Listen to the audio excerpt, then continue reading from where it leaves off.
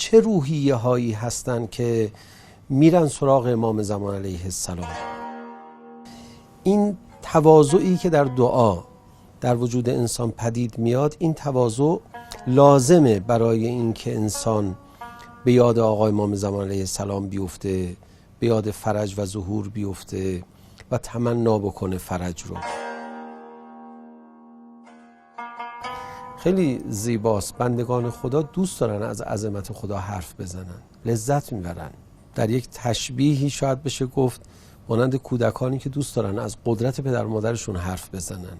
کسانی که لذت نمیبرن از سخن گفتن از قدرت خدا، اینها احتمالاً غیر از غفلت تکبری هم در وجودشون هست، در حالی که توجه به عظمت معبود اینقدر لازمه. شما در نماز این توجه رو حتما باید با حرکت بدنی اجرا کنید. دیگه بنشینید ذکر بگید فایده نداره.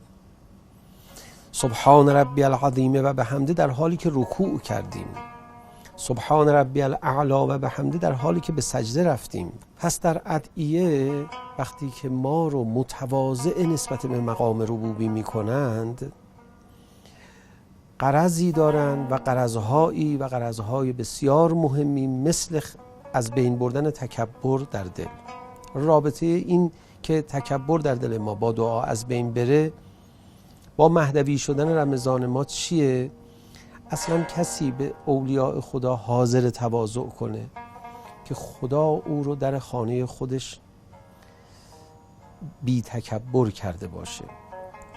دعای افتتاح نه، دعای ابو حمزه سومالی رو هم شما اگر بخونید، دعای کمیل رو هم اگر خوب بخونید، نمازتون رو هم خوب اگر بخونید، روزه رو هم خوب اگر بگیرید، باید تواضع در قلب پدید بیاد و وقتی تواضع در قلب پدید اومد، تمنای ظهور و فرج افزایش پیدا میکنه.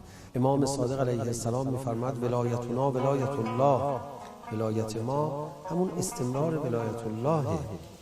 کسی در مقابل خدا متواضع نشد، تمنای فرج، تمنای ولی خدا و زندگی زیر سایه او رو هم نخواهد داشت.